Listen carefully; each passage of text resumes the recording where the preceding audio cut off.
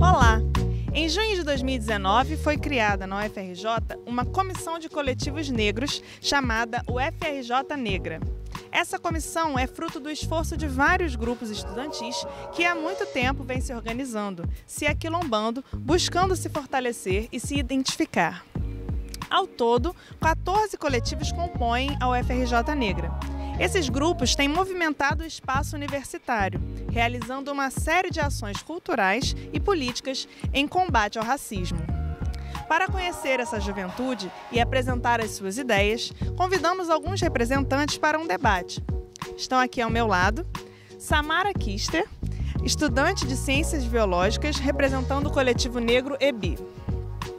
Maísa Kister, do curso de Psicologia, integrante do coletivo preto Virgínia Leone Bicudo.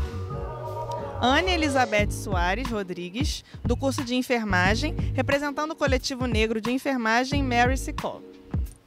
E Basílio, estudante de Gestão Pública para o Desenvolvimento Econômico e Social, integrante do coletivo negro do GPDAS.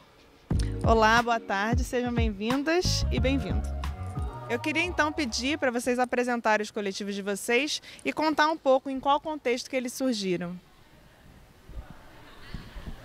Bom, aí o que ocorre no coletivo de GP10 é que a gente já está unido há bastante tempo, só que por problemáticas mesmo entre as próprias pessoas do coletivo, a gente ainda não consegue se organizar como um coletivo já colocado.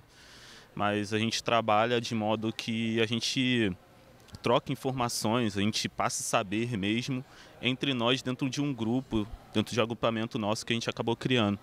E atualmente tem criado, o vínculo tem sido mais forte, a possibilidade de um coletivo realmente ser colocado é muito grande por causa das questões de fraudes de cotas raciais.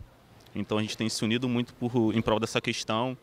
Eu tenho representado o coletivo preto do GP10 junto aos coletivos da UFRJ por agora, por querer trabalhar essas questões, porque a questão de fraude de cotas raciais é muito forte dentro do GP10, mesmo sendo um curso que é da gestão pública, que é sempre colocado muito essa questão para a gente trabalhar, mas é um curso que ainda tem muito caso de fraude de cota racial.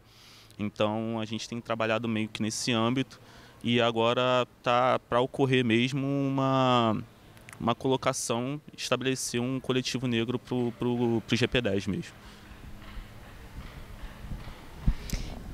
O coletivo que eu construo, ele surgiu em 2017, segundo semestre de 2017, e não teve nenhum caso específico, algum caso de racismo, mas era uma turma que tinha um número considerável de alunos pretos, e aí nós nos unimos e começamos a conversar, a debater questões raciais, e daí nisso nós fundamos o coletivo. E assim a gente consegue prestar atenção que mesmo já existindo a política de cotas, essa foi a primeira turma a ter um número considerável de alunos pretos. Então, mesmo a política existindo, a gente percebe a questão que o colega aqui já falou sobre fraude de cotas raciais. E esse tem sido uma das lutas do nosso coletivo, né? O que a gente tem agregando junto aqui com essa união, junto com os outros coletivos negros.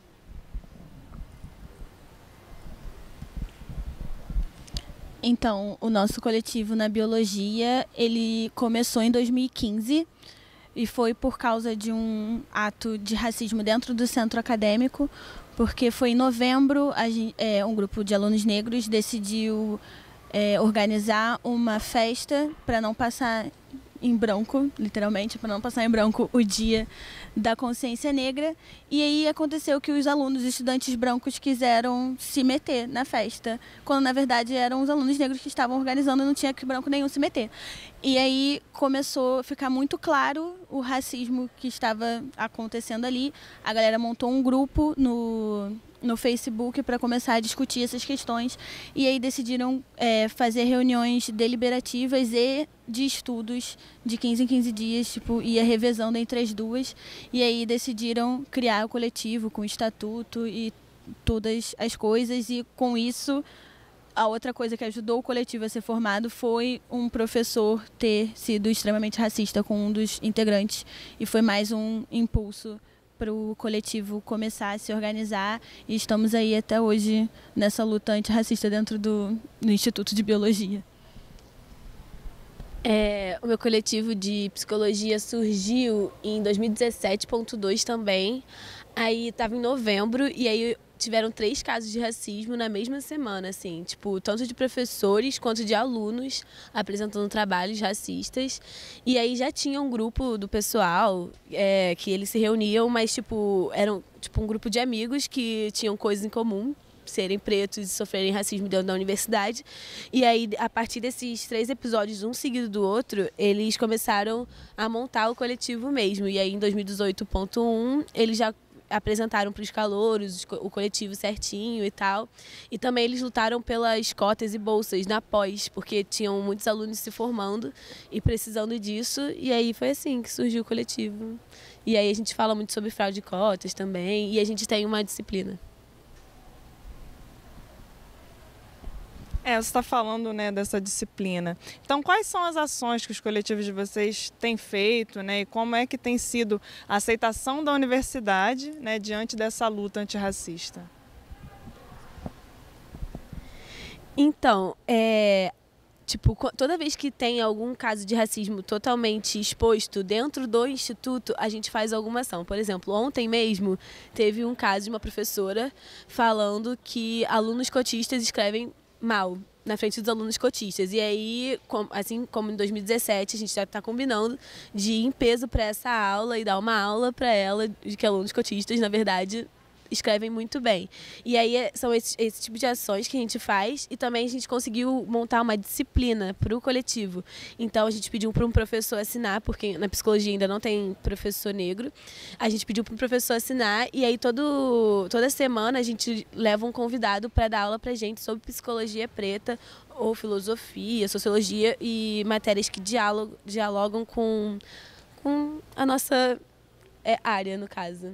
E aí tem sido bem aceito, assim, só que às vezes acontece uma coisa ou outra, porque como a gente está mexendo numa estrutura da universidade, às vezes acontece uma coisa ou outra que as pessoas têm um pouco mais de dificuldade de aceitar, vindo da nossa parte.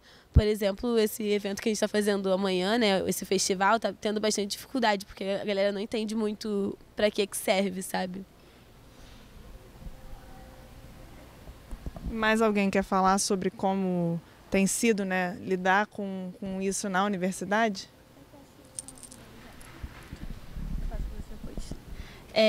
A gente, desde 2016, organiza o Novembro Negro, que é uma semana que a gente coloca vários espaços de rodas de conversa ou oficinas e tal, para discutir nossas pautas e botar nossos assuntos. É um evento aberto, brancos podem ir também, mas é por causa da nossa vida, da nossa vivência. E aí, em uma das edições, que foi em 2016 mesmo, se eu não me engano, que foi na primeira edição, a gente espalhou alguns cartazes com frases de impacto pelo Instituto, e uma das frases de impacto era: "Vende-se carne negra, diz que 190". E um professor branco, porque a gente só tem professores brancos no Instituto de Biologia, não tem nenhum negro, ele passou, olhou e perguntou em voz alta na minha frente, porque eu estava na frente dele, e ele falou: "Esses alunos já têm cota, o que mais eles querem?". Como se a faculdade já fizesse o suficiente, sendo que várias pessoas fraudam essas cotas. Então foi, assim, a gente tem um impacto para os nossos alunos pretos, com certeza. Temos vários relatos de como isso tem acontecido, de fazer esse tipo de ação de ir em peso para aulas de professores que foram racistas, já fizemos também, e ver essa resposta de pessoas extremamente racistas na nossa cara, falando: "Olha, não era para vocês estarem aqui".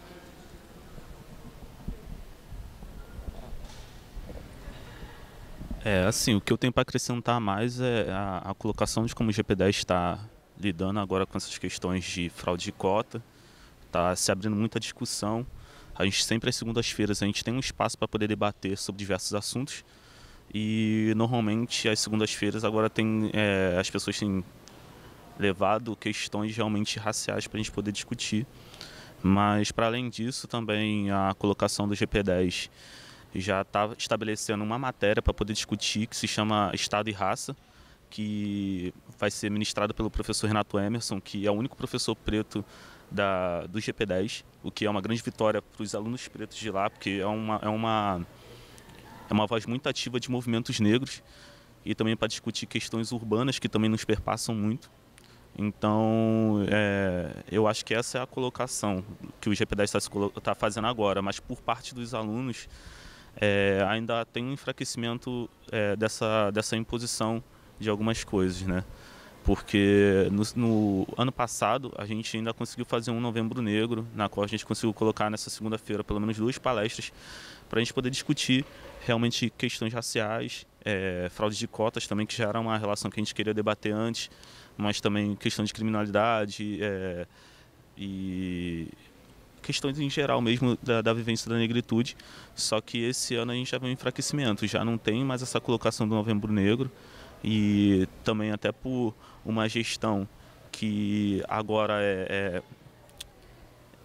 é muito, como é que eu posso dizer? É uma gestão coletiva que está tendo dentro do curso para poder gerir o CAGESP, que é o nosso centro acadêmico. Então a gente está tendo esse enfraquecimento de pautar, falar sobre a negritude. Então eu acho que é isso para essa colocação. Eu queria falar um pouco, né, sobre todo esse processo do aquilombamento, né, do que é o quilombismo e como que vocês entendem isso e se relacionam dessa forma, né? Bom, o coletivo começou com essa ideia, né, do aquilombar-se. Ver, reconhecer no outro um igual, uma pessoa que naquele, você sente que no grupo você vai conseguir sobreviver nesse mundo branco. Eu recentemente li um texto de Fanon, inclusive, que explicava muito dessa coisa do reconhecimento no outro e como a gente se reconhece e se entende no outro melhor. Somos uma sociedade assim de grupo, de precisar do grupo para viver. E uma das coisas que eu estudei, que quando eu fui para o intercâmbio pela faculdade, inclusive, foi o impacto dos grupos de estudantes negros na permanência dos estudantes negros, porque eu sei como é esse impacto aqui no meu coletivo para as pessoas que estão comigo, sabe?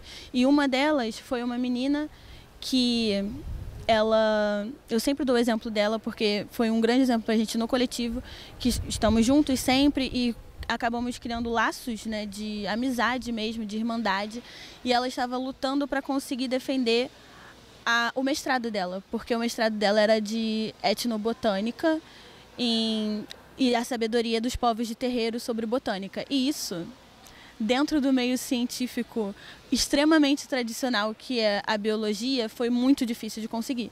Mas a gente estava lá, presente, para falar, tipo, não, você vai, a gente está com você, e agora ela já está no doutorado, e é uma das coisas que a gente consegue ver, tipo, a gente conseguiu porque nós estamos aqui juntos, estamos nos juntando para conseguir passar por isso, conseguir botar dedo na cara de professor racista, de aluno racista, e da estrutura racista inteira, e conseguir continuar se formando e saber a importância disso, do grupo para sobrevivência mesmo. Então, vocês falaram bastante, né, sobre a questão das cotas raciais e das fraudes. Então, como é que isso tem impactado, né, tanto as cotas, né, a ideia das cotas, quanto a questão da fraude, né? Então, eu queria que vocês falassem um pouco sobre isso.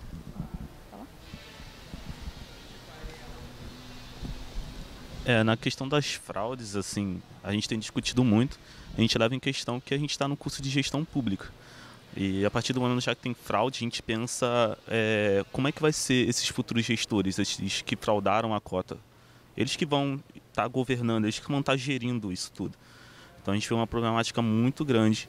E, bom, na minha percepção e de muitos do grupo de coletivos negros, a gente tem visto, pelo menos nos 3 últimos semestres, um crescimento muito grande de fraudadores de cotas.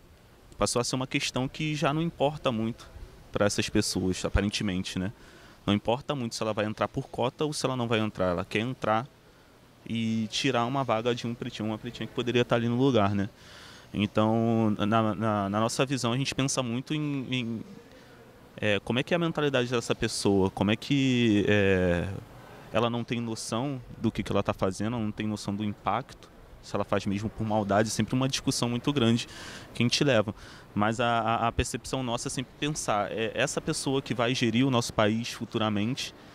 E parando para pensar nisso é muito problemático, né? Que a gente já vive num país que é muito racista e acho que essa continuação dessa fraude de cota é mais uma permanência do que já está ocorrendo, né? Então, acho que a luta da gente, a luta antirracista e fazer uma luta contra os fraudadores de cotas também é muito importante para a gente poder quebrar com toda essa cadeia que nos mata todos os dias, né? O meu curso é um curso da saúde, né? E falando exatamente sobre isso, sobre as fraudes, olhando no aspecto profissional, a gente se questiona como é que vai ser essa pessoa que está se formando e não consegue dar assistência para o paciente, para o cliente negro, que precisa de um cuidado, porque é uma população vulnerável, é uma população que tem suas particularidades e compõe a maior parte da população brasileira. Fica o questionamento em relação a isso, né? Porque se ele não se preocupa com o fato dele estar fraudando cota, será que ele vai se preocupar em dar assistência especializada que ele precisa dar para aquele paciente? Né? Essa é uma questão.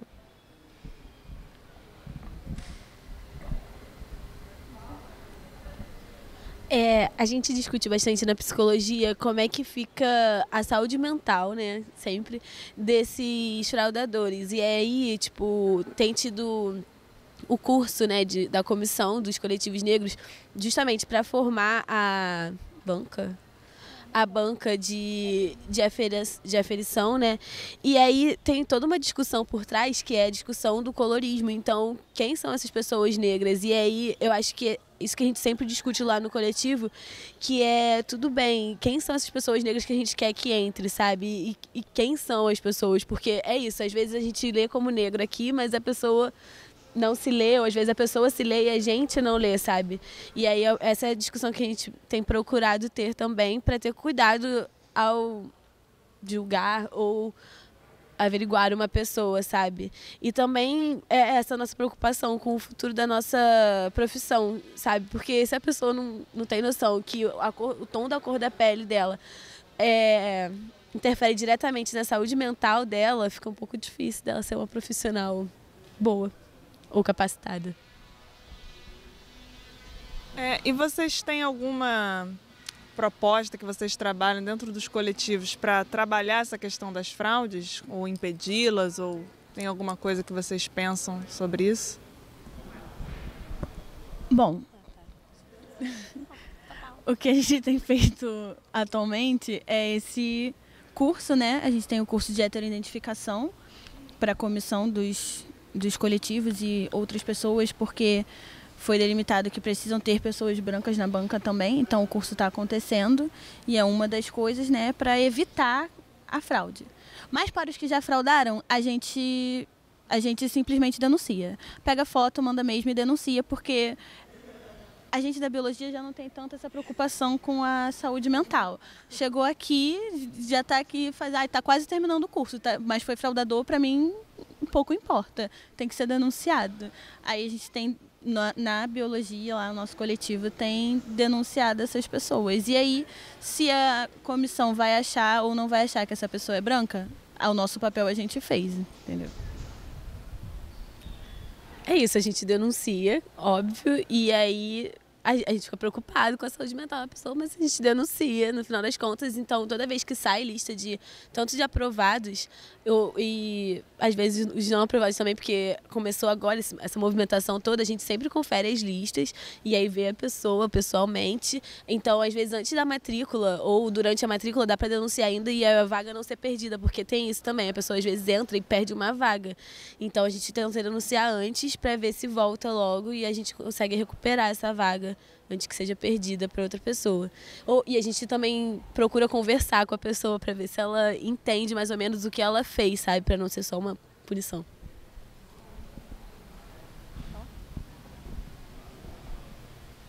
Eu acho que para essa questão também que você falou sobre a questão da vaga, quando ela se perde, Eu acho que é uma questão também que eu tenho pautado muito quando eu converso com as pessoas, é que, tipo, vamos dizer que a pessoa fraudou a vaga, e para que essa vaga, quando que a pessoa venha de outra universidade, que ela venha para uma pessoa preta também, entendeu? Que ela não vá para uma ampla concorrência, porque senão a vaga ela se perde, ela não é mais da cota, entendeu? Então é sempre a questão que a gente está pautando, e dentro do GP10 é mesmo essa questão, a gente realmente verifica mesmo se a pessoa fraudou ou não. Se a gente acha mesmo que fraudou, a gente denuncia, e aí fica mesmo para a comissão decidir se é ou não, entendeu? É isso. Queria saber também, né, qual a visão de vocês sobre afrofuturismo, né? Como é que vocês conseguem vislumbrar esse futuro? Quais são as lutas que devem ser travadas, né?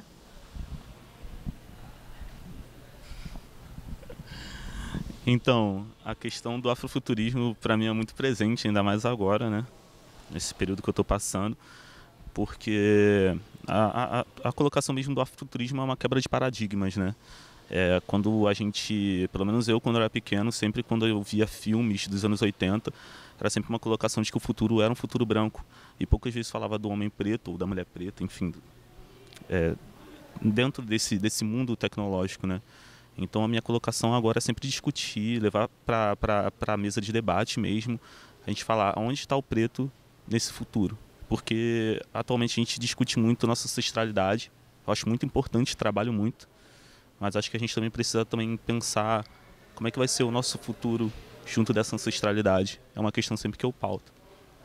E aí, pensando nessa questão, a minha ideia é sempre tentar levar essas pessoas pretas para a área de tecnologia, tentar entender, porque o futuro é tecnológico, e para além disso, o afrofuturismo não é só isso, mas é também um conceito todo bem estruturado também sobre arte, sobre uma arte que é diferenciada, sobre uma arte que é pensando no povo negro. O povo é uma coisa muito diferente quando você pega uma arte que normalmente é produzida por pessoas brancas, e você pega uma arte, um design de uma pessoa preta, uma visão totalmente diferente, é um modo diferente de enxergar o mundo.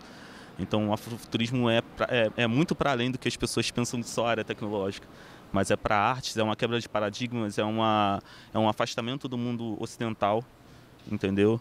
É uma relação muito mais próxima com os ensinamentos do Ubuntu, da gente cuidar de nós mesmos, nós por nós sempre. Então é muito para além, é muita coisa para dizer em pouco tempo, de fato. Nós conversamos com estudantes que representam coletivos negros da UFRJ em um debate especial para o Conexão UFRJ. Agradeço a todos pela presença, e essa foi uma produção da Coordenadoria de Comunicação da UFRJ.